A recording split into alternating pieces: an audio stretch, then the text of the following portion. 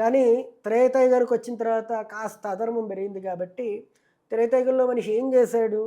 ఒక వృత్తాన్ని గీసి వృత్తం మధ్యలో కూర్చొని సంపాదించిన డబ్బంతా గాల్లోకి ఎగిరేసి హ్మ్. స్వామి వృత్తంలో పడిందంతా నీకు, బయట పడిన చిల్లర నాకు అన్నాడు. అవును. ప్రభుజీ మీరన్నారు 13 రోజుల తర్వాత యమదూతలు వచ్చి తీసుకెళ్ళిపోతారు. ఆ తర్వాత సంవత్సరం పాటు యమలోక ప్రయాణం చేయాల్సుంటుంది ఈ జీవుడు అని చెప్పారు. అసలంటే ఈ సంవత్సరం పాటు ఈ యమలోక ప్రయాణం అనేది ఎలా ఉంటుంది? అసలు ఏం ఎక్స్‌పీరియన్స్ చేస్తాడు జీవుడు? 13వ రోజు శ్రాద్ధం అయిపోయిన తర్వాతకి హ్మ్. ఒక్కసారిగా భయంకరమైన యమదూతలు ఆయుధాలతో వచ్చి జీవుని హ్మ్. పట్టేసుకుంటారు. ఓకే. పట్టుకొని తనని యాతన శరీరాన్ని ఇచ్చి తీసుకెళ్ళిపోతూ ఉంటారు. యాతన శరీరం. హ్మ్. అది 86,000 యోజనాలు హ్మ్. దూరం ఇక్కడ భూమి నుంచి యమలోకం. ఓకే. కొందరు 88,000 అంటారు, కొందరు 86,000 అంటారు. ఈ విధంగా జీవి 348 రోజులు ప్రయాణించాల్సి ఉంటుంది. ఓకే. ఆ వెళ్తున్న ప్రాంతం అంతా కూడా వేడిగా ఉంటుంది. హ్మ్. ఈ మధ్యలో 16 నగరాలు వస్తాయి. ఈ 16 నగరాలను నడుచుకుంటూ దాటిన తర్వాత వచ్చే చివరి నగరం యమపురి. నడుచుకుంటూ. యమధర్మరాజు ఉంటారు. ఓకే. అక్కడి వరకు రీచ్ కావడానికి ఈ యొక్క జీవి నడుచుకుంటూ వెళ్ళాల్సి వస్తుంది. ఓకే. అందులో 16 లోకాలు అంటే యామిపురము, సౌరిపురము, నాగేంద్ర భవనము, గంధర్వలోకము, శైలాగమము, క్రౌంచపురము, క్రూరపురము, విచిత్ర భవనము, బహువాపదము, దుఃఖదపురము, నానక్రందపురము, సుతప్త భవనము, రౌద్రపురము, పయోవర్షణము, బహుభీతి, దీనికి ముందు శీతాడ్యం అనుకుంటా. ఈ విధంగా ఈ 16 లోకాలను ఈ 16 నగరాలను దాటుకుంటూ జీవి వెళ్ళాలి. చాలా దారుణంగా ఉంటుంది పరిస్థితి. ఎప్పుడైతే ఒక 18 రోజులు నడిచిన తర్వాతకి మొదటి నగరం అనేది వస్తుంది. ఆహా! ఈ మార్గమధ్యం ఎలా ఉంటుంది? రోడ్డంతా వేడిగా ఉంటుంది, నడవలేని పరిస్థితి. మామూలుగా ఎండాకాలంలో మన రోడ్లా అనుకుంటున్నారేమో, అలా కాదు. కింద మంటలు మండిపోతూ ఉంటుంది, పెనలా ఉంటుంది అనమాట. ఓకే. ఆ విధంగా కాళ్ళు బొబ్బలెక్కిపోతూ ఉంటాయి, కాళ్ళకు రంధ్రాలు పడతాయి. హ్మ్. ఆ తర్వాత పక్షులు వచ్చి విని పిక్క తింటూ ఉంటాయి, కుక్కలు వచ్చి పీకుతూ ఉంటాయి. ఇవన్నీ చాలా దారుణంగా ఉంటుంది. వాడు ఏడుస్తూ ఉంటాడు. ఆ నగరాన్ని చేరుకున్న తర్వాత అక్కడ కూర్చోలేని పరిస్థితి.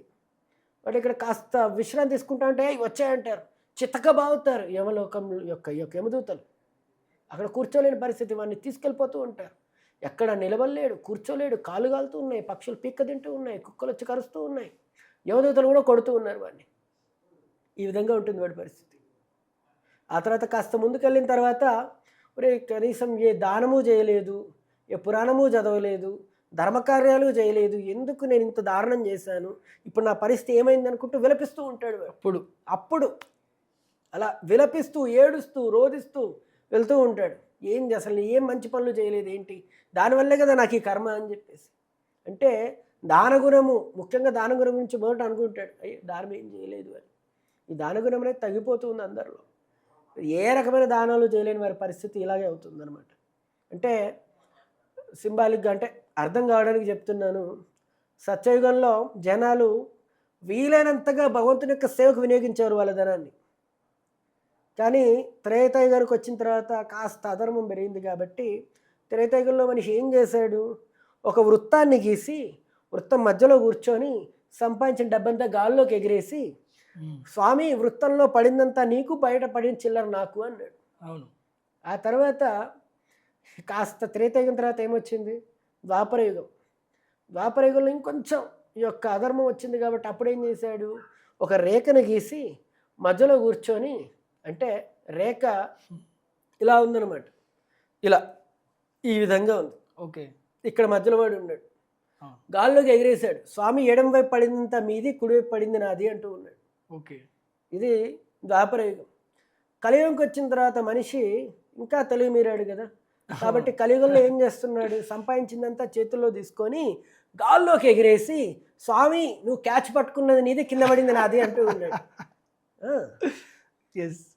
అంటే సింబాలిక్గా చెప్తూ ఉన్నాను, మనిషి ఏ విధంగా మారాడు. అసలు దానాలు చేస్తే కదా చాలామంది అవును.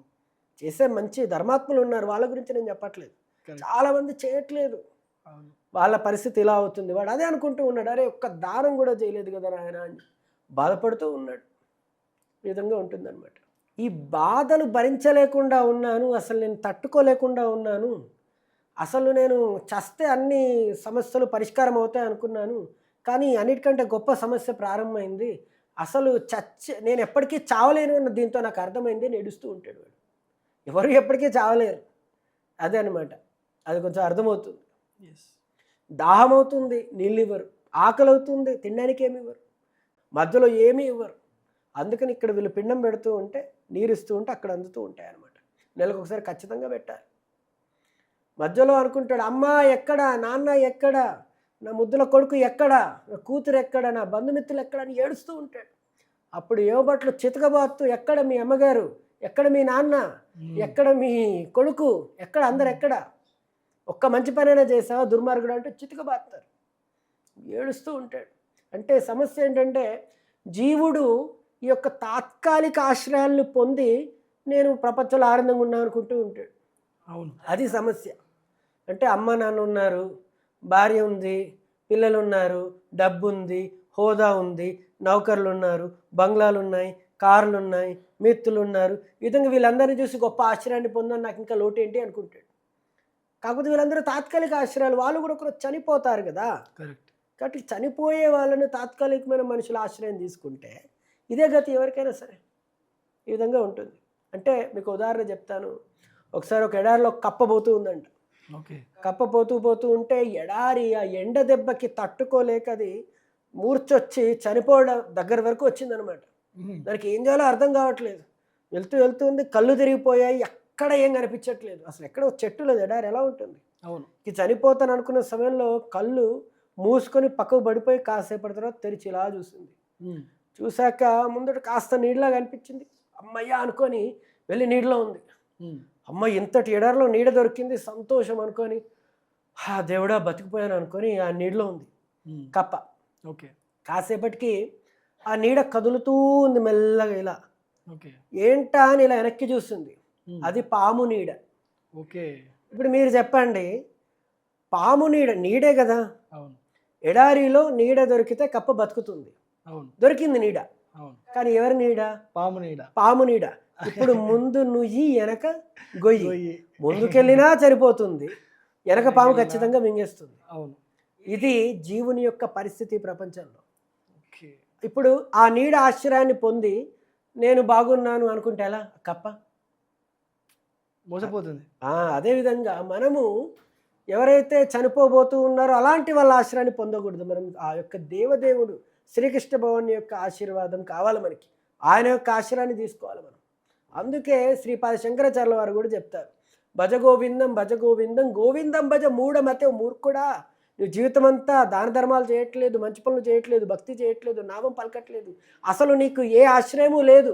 నువ్వు అనుకుంటూ ఉన్నావు నీకు అన్న ఆశ్రయాలు ఉన్నాయని, నీకు ఏ ఆశ్రయము లేదు, చనిపోయే సమయంలో తెలుస్తుంది నీకు అన్నట్టుగా ఆయన ఏం చెప్తున్నా. అందుకే భజ గోవిందం గోవిందం భజ మూఢమతే, గోవిందుడి నామాలు పలుకునాయన అని చెప్తూ ఉన్నాడు ఆయన. కానీ పలకని వారి పరిస్థితి ఏంటి? ఇదే అనమాట. విధంగా తాత్కాలిక ఆశ్రయాలు పొందకండి. శాశ్వతమైన ఆశ్రయం భగవంతుని యొక్క పాదార విందాలను పట్టుకోండి. అప్పుడు అది గొప్ప ఆశ్రయం అవుతుంది. శాశ్వత ఆనందం భగవంతుని సేవలో మనకు లభిస్తుంది. ఇలా మనం దీన్ని అర్థం చేసుకోవాలి. అంతేకాకుండా ఇది మనం జీవుడి గురించి చెప్పుకుంటూ ఉన్నాం. అవును. ఎంబట్లు చెప్తూ ఉన్నారు, ఎక్కడ మీ అమ్మ, ఎక్కడ మీ నాన్న అని. ఇంకా అనుకుంటూ ఉంటాడట జీవి, మా భార్య చాలా ప్రేమతో మంచి మాటలు చెప్తూ మంచి మంచి కూరలు చేసి నాకు దగ్గరుండి వండి పెడుతూ ఉండేది, పడక సుఖాన్ని ఇచ్చేది. ఇప్పుడు చూడు వీళ్ళు ఇక్కడ చితకబాత్తూ ఉన్నారు, ఏం చేయాలో తెలియట్లేదు. మా అబ్బాయి నాకు కాళ్ళు ఒత్తుతూ ఉండేవాడు, దగ్గరుండి సేవలు చేస్తూ ఉండేవాడు, వీళ్ళు చేస్తున్నారు ఇంకొక రకమైన సేవలు, తట్టుకోలేకపోతూ ఉన్నాను అని. సేవకులు ఉండేవారు, చెప్పగానే అన్ని పనులు చేసేవాళ్ళు. ఈ విధంగా అన్నిటినీ తలుచుకుని కుమిలి కుమిలి కుమిలి ఏడుస్తూ ఉండేవాడు. ఈ విధంగా ఉంటూ ఉండగానే కాస్త ముందుకెళ్తూ ఉండగానే అక్కడ యొక్క వైతరణి నది అనేది వస్తుంది. 6 నగరాలు దాటిన తర్వాత వస్తుంది. ఓకే. అక్కడ వైతరణి నది అంటే ఎలా ఉంటుందో తెలుసా? చీము, నెత్తురు, బొక్కలు దారుణంగా ఉంటుంది, వాటితో నిండిపోయి ఉంటుంది. మామూలుగా చిన్న చీము ఒంటి పైన చూస్తే ఎలాగో అనిపిస్తుంది. అవును. ఆ చీము, రక్తము, బొక్కలు వీడితో నిండిన నది ఎలా ఉంటుంది? ఊహించుకోవడానికే అసలు చాలా భయంకరంగా దారుణంగా ఉంది, దారుణంగా ఉంది. ఆ తీరంలోకి వెళ్ళగానే కంపు వాసన వీడు తట్టుకోలేని పరిస్థితి. అక్కడ ఈ పడవ దాటించే వాళ్ళు కొందరు వస్తారు.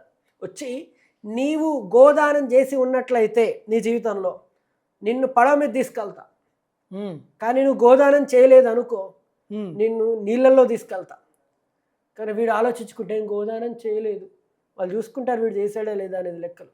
ఆ, గోదానం చేయని వాడిని నీళ్ళల్లో ముంచి తీసుకెళ్తూ ఉంటారు, అంటే ఆ చీము నెత్తురు. చీము నెత్తురు దాంట్లోనే. ఓకే. దారుణంగా ఉంటుంది వాడి పరిస్థితి. కానీ ఎవరైతే గోదానం చేశారో వాళ్ళని పడవ మీద తీసుకెళ్తారు వైతరణి నది మీద, వాళ్ళకి సమస్య ఉండదు. ఈ విధంగా ఉంటుంది. ఆ తర్వాత అక్కడి నుంచి ఇంకా ముందుకెళ్తూ ఉంటే దీనికి ముందే అనుకుంటే ఒక నగరం వస్తుంది. అక్కడ ఎప్పుడు రాళ్ళు పడుతూనే ఉంటాయి, ఆ నడుస్తూ వెళ్ళాలి. ఉమ్, రాళ్ళు పడుతూనే ఉంటాయి పైనుంచి, అక్కడే నడుస్తూ ఉండాలి. కింద కాలుతూ ఉంటుంది, పైనుంచి రాళ్ళు పడుతూ ఉంటాయి, అలా వెళ్తూ ఉండాలి. ఇంకాస్త దూరం వెళ్ళాక భయంకరమైన వర్షం, ఒక్కో బిందువు కూడా చాలా పెద్ద పెద్దగా ఉంటుంది, కుదేలైపోతూ ఉంటాడు. ఉమ్, ఇంకాస్త దూరం వెళ్ళిన తర్వాత భయంకరమైన వేడి తట్టుకోలేడు, ఇంకాస్త దూరం వెళ్ళిన తర్వాతకి భయంకరమైన చలి. ఈ విధంగా ఉంటాయన్నమాట. కానీ ఆయనకి ఎక్కడా సమయాన్ని ఇవ్వకుండా కొట్టుకుంటూ తీసుకెళ్తూనే ఉంటారు. సంవత్సరం మొత్తం భయంకరంగా ఉంటుంది. ఈ విధంగా వెళ్ళాలన్నమాట. ఆ తర్వాత సంవత్సర కాలం అయిన తర్వాత 348 రోజుల సుదీర్ఘమైన ప్రయాణం తర్వాత ఎన్నో బాధలు అనుభవించిన తర్వాత అక్కడ యమపురి కనిపిస్తుంది, యధర్మరాజు యొక్క నివాసం. ఆ నగరంలో ఆ పక్కకే చిత్రగుప్తుడు ఉంటాడు. ఎన్నో నివాసాలు ఉంటాయి అక్కడ, యమరాజు యొక్క అనుచరులు వీళ్ళందరూ కూడా. ఆ విధంగా సో ఈ విధంగా జీవి యొక్క ప్రయాణం అనేది కొనసాగుతూ ఉంటుంది. ఒక సంవత్సరం దాటిన తర్వాత ఈ యొక్క యమపురికి చేరడం జరుగుతుంది. ఎన్నో విషయాలు ఉన్నాయి, కానీ అన్నీ చెప్పుకుంటే ఇంకా ఎక్కువ అవుతుందని చెప్పట్లేదు. ఓకే ప్రభుజీ, అసలు ఎవరి ఊహకందని విషయాలు ప్రభుజీ ఇవన్నీ కూడా. అంటే నిజంగా ఇన్ని జరుగుతాయా అన్న అవేర్నెస్ కూడా చాలామందికి ఉండదు. అంటే ఈ విషయాలని, మీరు చెప్పే విషయాలని వింటుంటే అసలు ఎనర్జీ ఇట్లా, అంటే అఫ్కోర్స్ భయం కూడా గ్రాడ్యువల్గా ఇట్లా పెరుగుతుంది. అట్లనే ఇంకా తెలుసుకోవాలనే ఉత్సాహం కూడా చాలా పెరుగుతుంది రోజు. ఇంకా మిమ్మల్ని అడగచ్చా క్వశ్చన్స్? ఇంకా అడుగుదాం, పర్లేదు.